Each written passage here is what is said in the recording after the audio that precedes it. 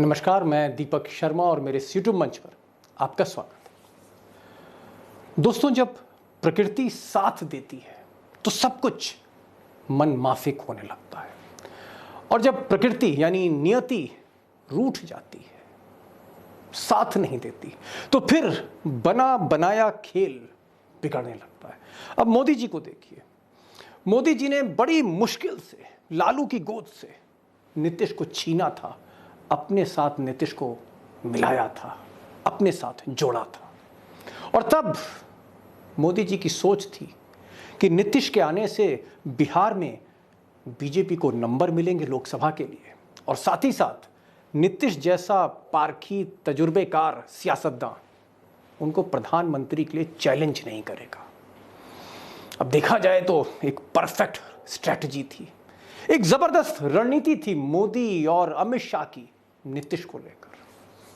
लेकिन आज ऐसे लगता है कि ना सिर्फ मुल्क के हालात खराब हैं, बल्कि बिहार को लेकर, नीतीश को लेकर मोदी जी की रणनीति भी गड़बड़ा गई है, या यूं कहें कि किस्मत रूठ गई है। क्योंकि वही नीतीश जो उनके साथ चल रहे थे, आज बिहार में उन्होंने बीजेपी को डिच कर दिया है, छोड़ दिया है।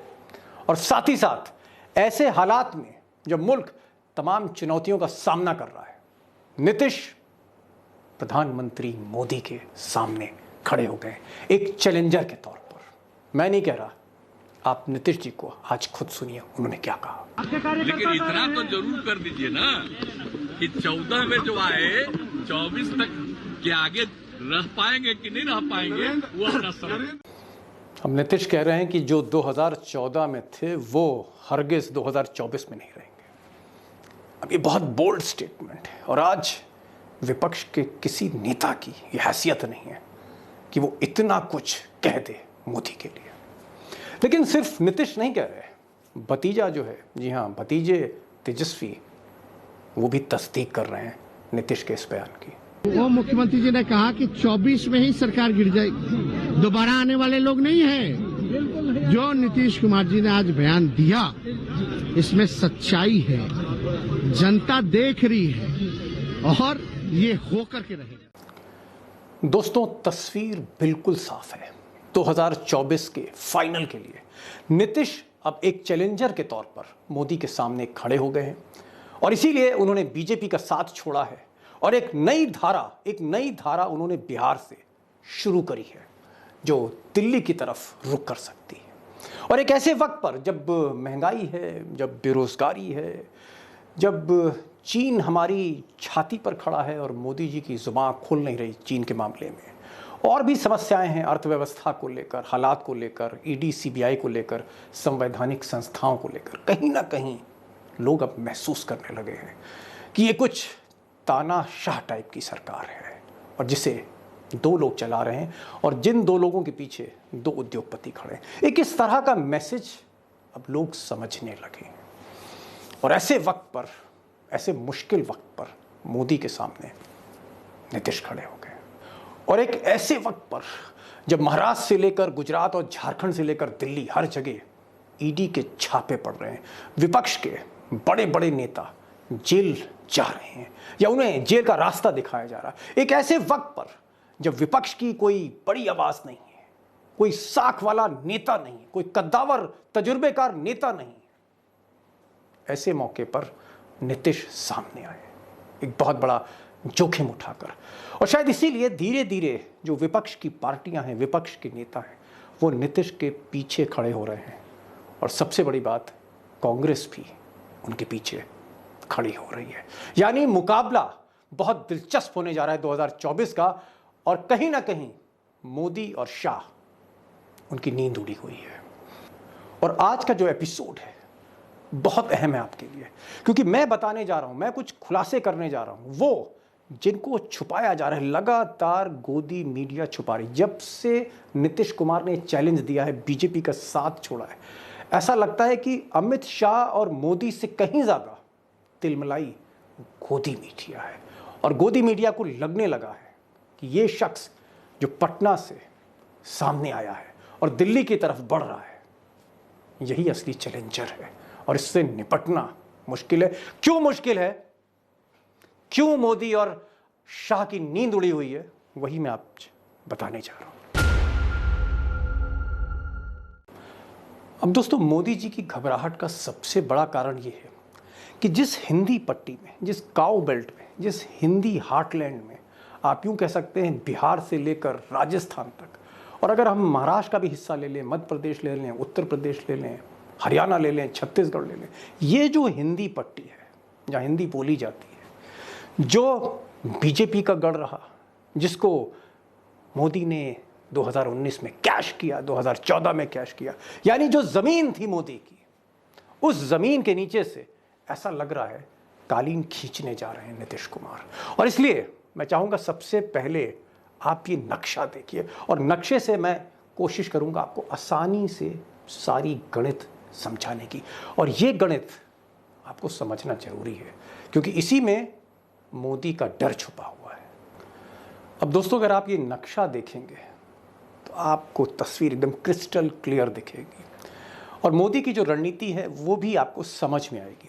और इस नक्शे में मैंने असम को हटा दिया है, माइनस कर दिया है, पश्चिम बंगाल का जिक्र नहीं है, इसमें उड़ीसा से कुछ सीटें बीजेपी को मिली थी, उड़ीसा का जिक्र नहीं है, कर्नाटक का जिक्र नहीं है, और गुजरात का भी जिक्र नहीं है। यानी गुजरात और बंगाल को मैंने दूर रखा है, और साउथ में कर्नाटक को भी हटा दिया। मैंने सिर्फ वो बेल्ट ली है, वो एरिया लिया है जहाँ हिंदी बोली जाती है, समझी जाती है, इसलिए महाराष्ट्र को मैं शामिल कर रहा हूँ। और अगर आप ये पूरा चंक देखेंगे, गौर से देखेंगे, ध्यान से देखेंगे, फोकस करके देखेंगे, तो आप देखेंगे सारा खेल मोदी ने इसी पट्टी पे खेला है। मिसाल के तौर पर इस पूरे बेल्ट में 273 सीटें हैं, 273, जी हाँ 273, पौने 300 सीट कह सकते हैं, और इसमें से 200 ले गए मोदी, 200 ले गए। और अगर आप देखें नक्शा तो बिहार में 40 में से 17, एक तरह से क्लीन स्वीप था। इस 17 में मैंने जेडीयू की सीटें 16 नहीं जोड़ी हैं, एक तरह से एक स्वीप है बिहार में।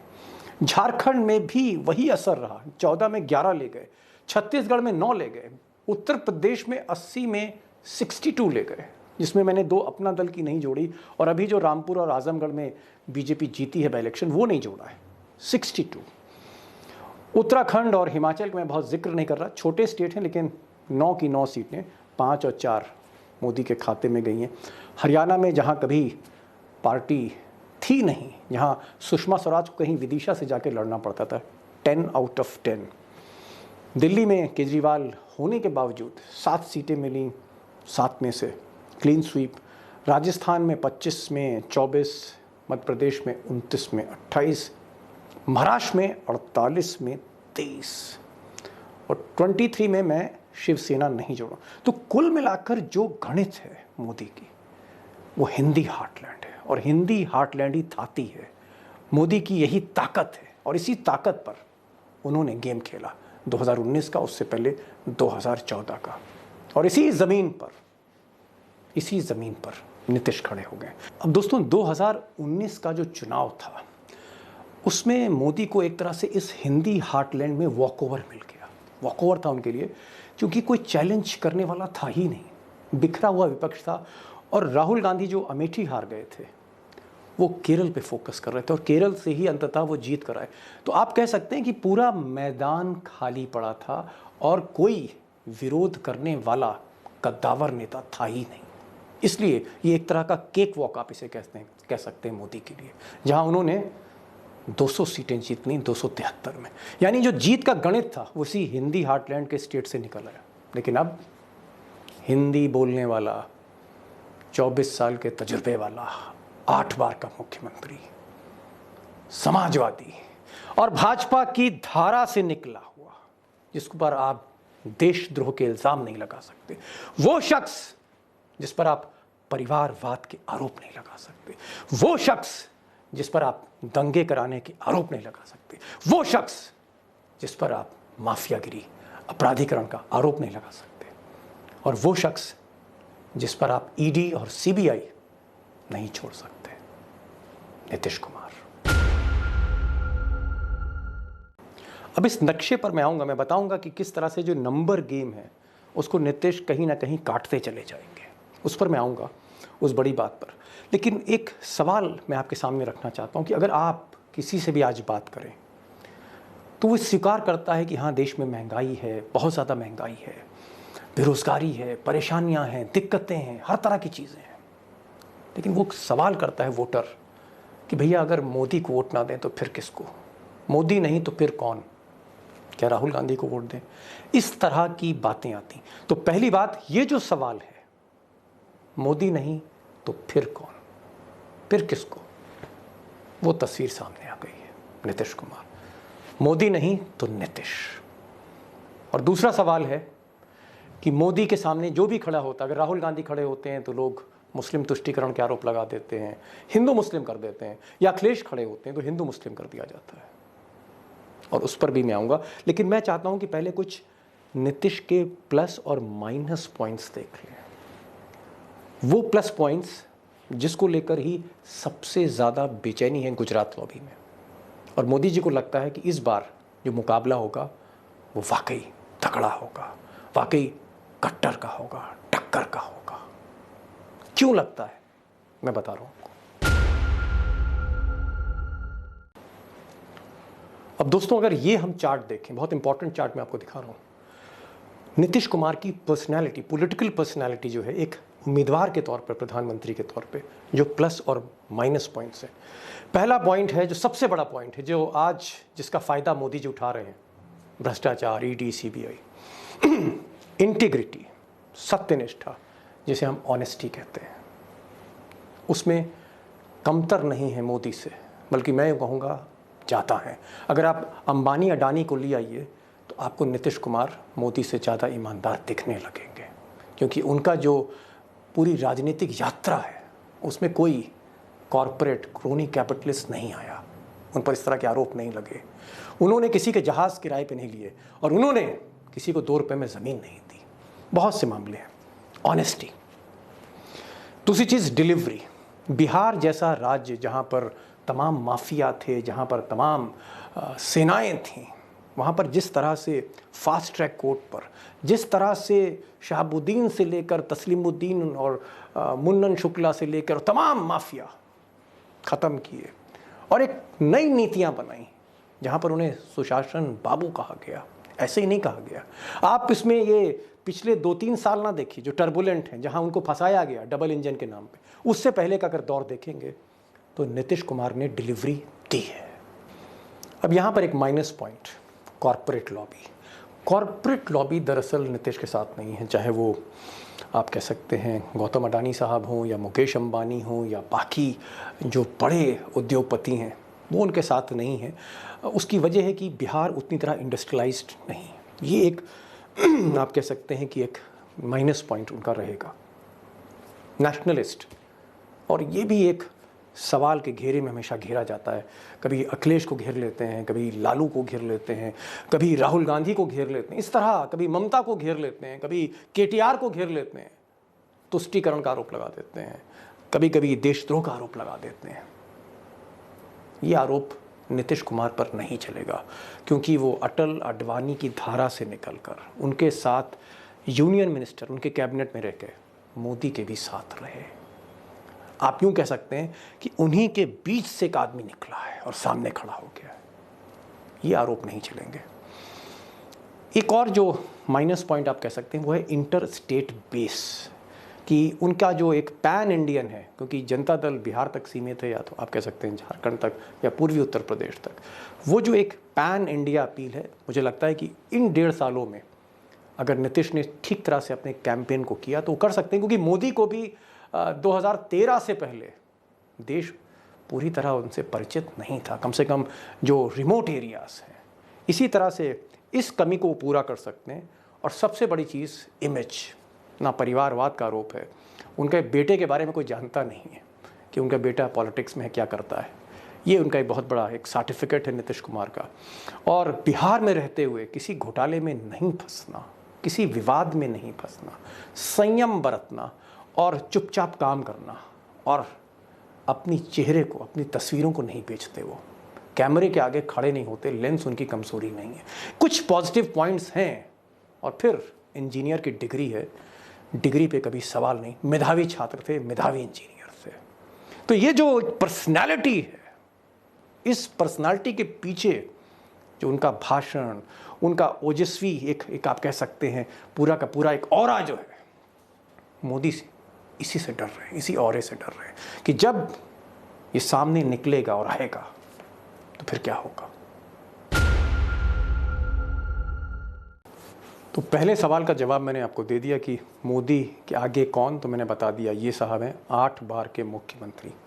एक और सवाल, हिंदू मुस्लिम ध्रुवीकरण, और ध्रुवीकरण पे अगर आप देखें, कुछ तस्वीरें देखें, जैसे मोदी वर्सेस राहुल जब होता है तो ध्रुवीकरण आसान हो जाता है।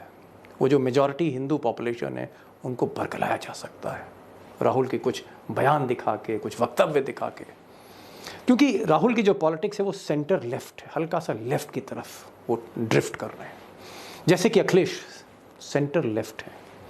और इसलिए अखिलेश के खिलाफ भी एक ध्रुवीकरण आसानी से हो सकता है, जो योगी जो काम करते हैं, जिसके लिए योगी को मुख्यमंत्री बनाया गया है, और इसका नतीजा भी आपको सामने मिला। उत्तर प्रदेश में मैदान था, लेकिन ध्रुवीकरण इतना ज़बरदस्त हुआ, कम्युनल सांप्रदायिक ध्रुवीकरण, कि जहाँ पर अखिलेश 3 गुना बढ़े तो, लेकिन अगर 5 गुना बढ़ते तो सरकार उनकी होती।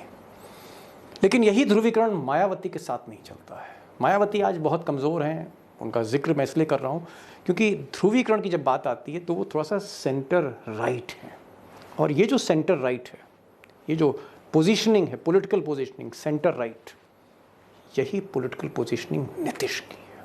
और इस पर मुस्लिम्स को ऐतराज कतई नहीं है, कतई नहीं है, क्योंकि वो जानते हैं कि अगर मोदी से लड़ना है तो थोड़ा सा सेंटर राइट होना पड़ेगा। और ये लीवरेज मुझे लगता है कि माइनॉरिटीज़ उनको दिल खोल के देंगे, जैसे कि उद्धव ठाकरे को दिया है, क्योंकि टारगेट है इस तानाशाही व्यवस्था से उभरना।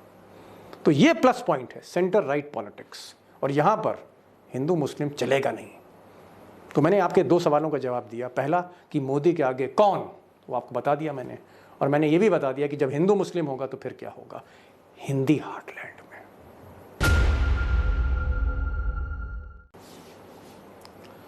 अब दोस्तों ये नक्शा एक बार फिर से मैं दिखा रहा हूँ आपको, इसलिए दिखा रहा हूँ कि मैंने 2 पॉइंट्स के आपको जवाब दिए, 2 सवालों के जवाब दिए, और मुझे लगता था कि उन सवालों के जवाब देने के बाद मैं आपको कन्विंस कर सकता हूँ कि नीतीश एक चैलेंजर के तौर पर क्यों उभर रहे हैं, और क्यों हिंदी हार्टलैंड की गणित पर वो असर डालेंगे, जहाँ बीजेपी छक के जीतती है। अगर आप ये पूरे ग्राफिक्स को देखेंगे, जैसे बिहार है 40 सीटें हैं, झारखंड 14 सीटें हैं, यूपी 80 सीटें हैं, राजस्थान, मध्य प्रदेश, ये जो 273 सीटें हैं, वो आखिर क्या वजह है कि नीतीश यहाँ पर खेल करेंगे। अब दोस्तों नीतीश का जो टारगेट है, वो टारगेट आपको लग रहा होगा कि इस 273 में से 150 नहीं, वो चाहते हैं कि अगर इस 200 में से उन्होंने 50 सीट भी कम कर दी, इस 200 में, ये जो हिंदी हार्टलैंड है, इसमें अगर 50 सीट्स भी कम हुई या बीजेपी स्लाइड करी तो खेल बिगड़ जाएगा। और ये मैं खेल समझाऊंगा, क्योंकि इसके लिए एक अलग वीडियो बनाना पड़ेगा। ये भी खेल मैं आपको समझाऊंगा पूरी तरह से कि जब 50 सीटें कम होंगी तो फिर मोदी जी का क्या होगा। जब 272 से वो नीचे आ जाएंगे 240 पर, 245 पर, फिर क्या होगा, बीजेपी के अंदर क्या होगा, फिर ममता क्या करेंगे, नवीन पटनायक क्या करेंगे, फिर ये जो रूप दिखेगा आपको शरद पवार का, उद्धव ठाकरे का, उस पर मैं बनाऊंगा वीडियो, क्योंकि वो भी बहुत डिसाइसिव है। लेकिन मैं यहाँ पर ये कहना चाह रहा हूँ कि फिलहाल जिस तरह की रणनीति वो बनाना चाहते हैं, उनका टारगेट है कि मोदी की जो हिंदी हार्टलैंड में जो उनकी थाती है, जो उनका आप कह सकते हैं जहाँ जीत का सेहरा उनको मिलता है, जहाँ वो वॉकओवर कर जाते हैं क्योंकि कोई रोकने वाला नहीं है, यहाँ पर नीतीश सबसे बड़ी चोट करने जा रहे हैं। और जहाँ तक साउथ का ताल्लुक है, साउथ पर मैं फिर एक वीडियो बनाऊंगा, लेकिन मैं मोटा मोटा आपको बता दूं कि चाहे वो आंध्र प्रदेश हो, चाहे वो तेलंगाना हो, चाहे वो तमिलनाडु हो, चाहे वो केरल हो, चाहे वो उड़ीसा हो, कमज़ोर स्थिति है, कुछ हाथ नहीं लगता बीजेपी को वहाँ पर। तो जो बैटल ग्राउंड है वो हिंदी हार्टलैंड है, काउ बेल्ट है। और मैंने कुछ तस्वीर को आज साफ करने की कोशिश करी, ये तस्वीर अभी और साफ होगी आपके लिए, वक्त आने दीजिए।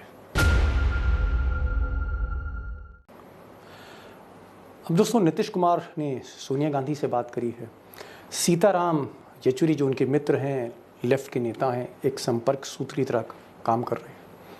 वो चाहते हैं कि नवीन पटनायक से लेके KTR से लेके स्टालिन से लेके सब लोग साथ आएँ, ममता बनर्जी भी साथ आएँ, और आने वाले दिनों में इस पर मीटिंग्स होंगी। और कहीं ना कहीं सबसे पहले नीतीश कुमार चाहेंगे ये जो ED और CBI और संवैधानिक संस्थाओं का जिस तरह से दुरुपयोग हो रहा है, बेजा इस्तेमाल हो रहा है, वो उस पर वार करना चाहते हैं। और नीतीश जैसा ईमानदार आदमी ये बात कर सकता है। और वो ये भी कोशिश करेंगे कि जो RJD है, RJD को भी थोड़ा सा लो प्रोफाइल रखना चाहते हैं, कम से कम 1.5 साल।